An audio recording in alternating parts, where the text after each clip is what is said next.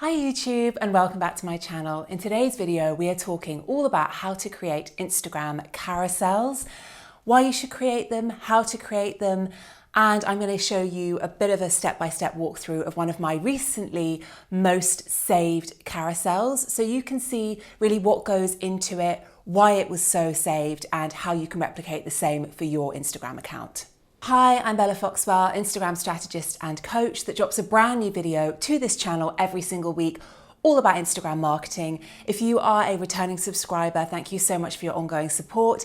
If you are new, don't forget to hit the subscribe and bell button so you never miss a new video when it goes live. So firstly, why should you be creating carousels at all? Well, there's a few reasons, and they include the fact that they're a really great way of presenting information in a digestible and visually stimulating way. And they are a winner with the Instagram algorithm. The reason being that every time somebody swipes through a slide of your carousel, it sends a positive signal to the Instagram algorithm that your content is valuable. They are also incredibly savable. So one of my most recent carousels has actually been one of my most saved. At time of record, I think it has around 61 saves, which for an audience of currently around 1,200 followers, that is a really incredible metric. The reason they're so savable is because generally speaking, helpful, informative, educational content is best presented in a carousel. And for that reason, people hit save so they can go back and reference it later. Again, when people are hitting save on your content, that is sending a positive signal to the Instagram algorithm that your content is valuable and that it should be shown to more people that look like your audience. The final thing to say about carousels is that they are incredibly evergreen. Again, because they usually include helpful, informative content, they have a longer shelf life than most other types of Instagram content. A photo of you, for example, may not have that long of a shelf life on Instagram.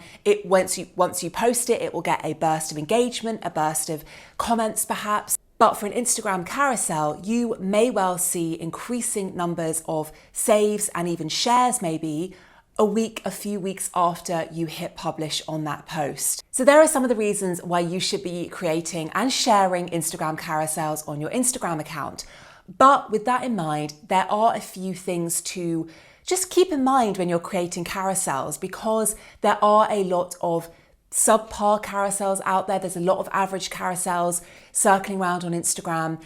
Carousels that have too much text per slide, carousels that aren't very unique. They don't have a personal spin on them. They don't include any personal experiences or stories, and carousels that aren't designed very well. So we want to make sure that you are creating really high quality carousels so that they are saved widely and they do generate really great engagement with your audience. So before I talk to you about how to actually make a carousel based on the way I make my carousels, let me first talk you quickly through where the principle for creating great carousels came from.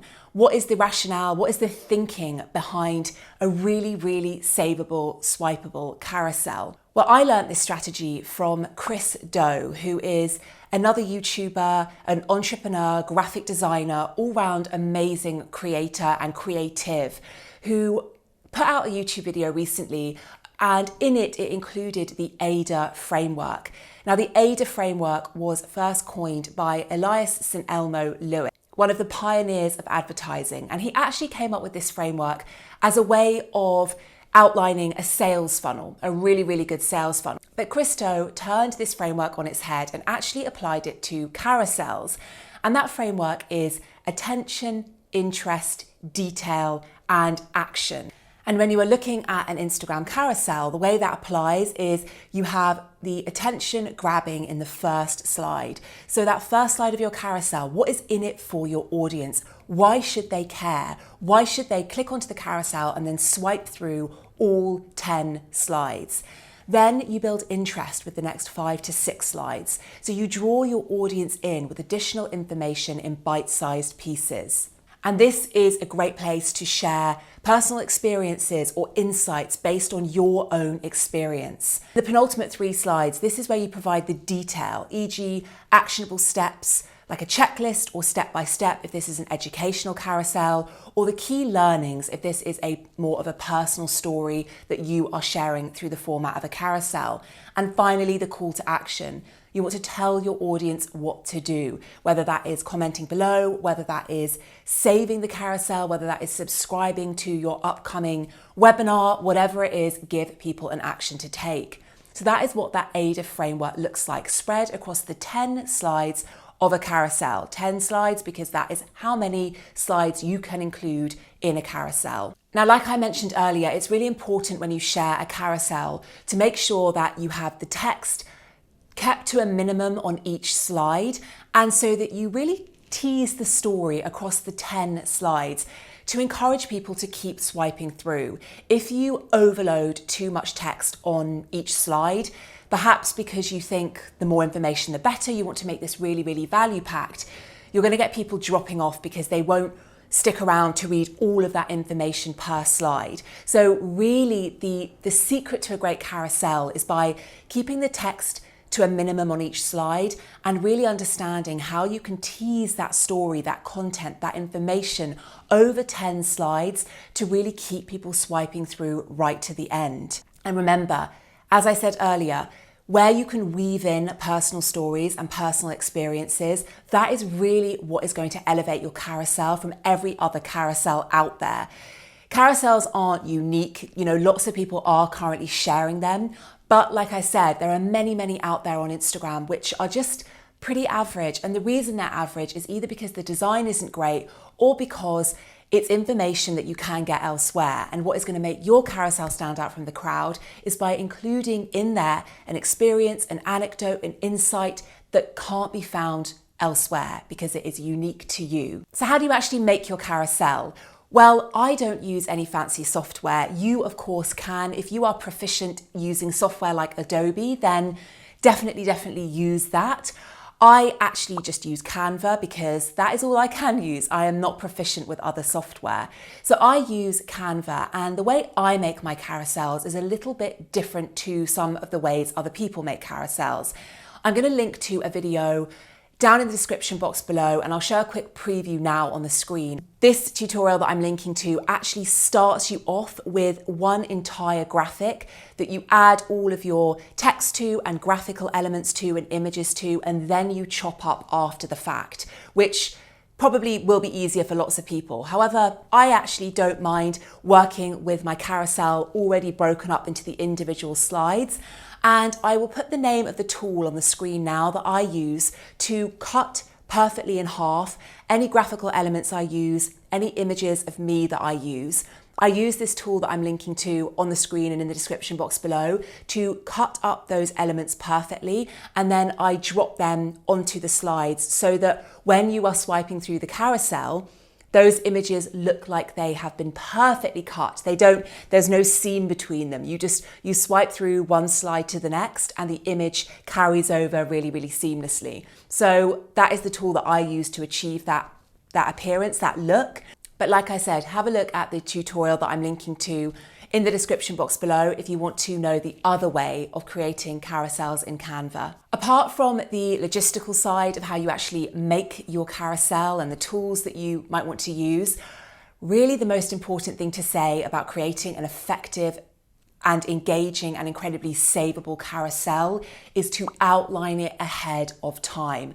I really want to say to you that if you just sit down and open up Canva or Adobe and start trying to think of a carousel there when you're inside that software, that is going to make the process so much more difficult and much longer than it needs to be. I honestly say and recommend get out a pen and paper and spend a bit of time thinking about how you are going to translate the idea that you have in your head in a really digestible, seamless and swipeable way in a carousel. Like I said, it's very easy and quite tempting to put lots of information on each slide to tell that story, but that is not going to make a very engaging carousel. You really want to be smart about the way you spread that information across the 10 slides. And the best way to achieve that is by sitting down with a pen and paper, literally drawing the boxes of your carousel. That's what I do. I sketch out the 10 squares that I have of the slides, and then I pencil down on each slide, what text am I going to say? What image am I going to have? And really it shouldn't, you don't want too much text filling each of those boxes. So sit down and outline. It's going to make coming to design that carousel so much easier. Before I wrap up this video, I thought I would show you the recent carousel that I mentioned at the beginning of this video. I thought I'd walk you through how that implements the AIDA framework and why it works really well, because I know, certainly I feel this, that when people explain frameworks to me and concepts, they can seem quite abstract, and I like to see real life examples of how these frameworks and how these ideas and principles are actually put into action to really bring it to life. So this is what it looks like as per the AIDA framework. So you can see that it really grabs attention in the first slide. One of the ways that this really was good at grabbing attention was it used the word secret. When you use words like secret or how to or why or mistakes or reason, when you use bold words like that, it really piques people's interest and it gives them a reason to want to click onto that first image and then swipe through to discover what the tutorial is, what the secret is, what the mistakes are. So think about the language you use and make that first slide as eye-catching and bold as you possibly can. Then I built interest in the next 5 slides. I started by asking a question. Have you ever wondered why your Instagram story views aren't increasing? And I introduced the concept of storytelling and the importance of a storytelling structure when you are sharing Instagram stories, i.e. having a beginning, a middle, and an end. And I talked a little bit about the psychology behind this, how our brains are hardwired to want to read a story and keep going right through to the end. So I teased that information, but notice how I didn't use too much text. I made sure that there was minimal text and visuals to really keep people swiping through. And then came the detail. So this is where I shared the actionable steps. How can people actually implement the information and the teaching that I was giving them? How could they put that into practice for their own Instagram stories? So I first of all told them that the first step really is to outline your stories for the week. What kind of story are you going to share on what day of the week? And then I zoomed in, and I said on a more granular level, this is how you can outline a story with a beginning, a middle, and an end, using the specific example of learn more about my services.